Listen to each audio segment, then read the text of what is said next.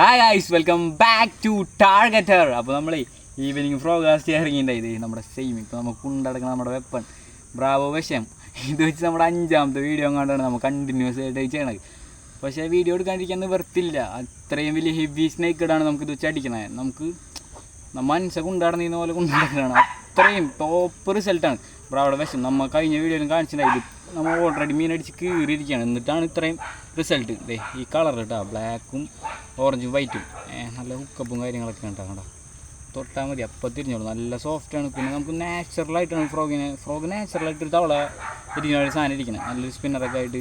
അപ്പോൾ നമ്മൾ യൂസ് ചെയ്തതെന്ന് വെച്ചാൽ നമ്മുടെ ഡൈവയുടെ ഫാൻറ്റം ക്യാറ്റ് ഫിഷ് 7 ഫീറ്റാണ് റോഡ് യൂസ് ചെയ്തേക്കണം കേട്ടോ. നല്ല അടിപൊളി 2 സ്നേക്ക് ഇട്ടിട്ടുണ്ട്. സ്നേക്ക് ഇട്ട് കാണിച്ചിട്ടാ നമുക്ക് കിട്ടിയ 2 1 kg സൈസാണ് കേട്ടോ.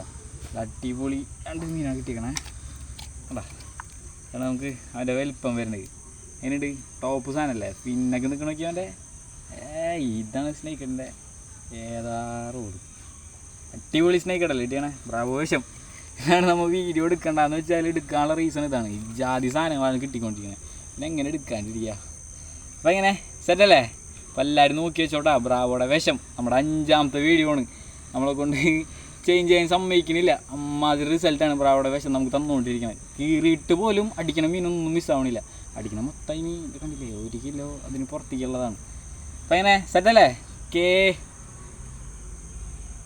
കിട്ടിയിട്ടുണ്ടാവും.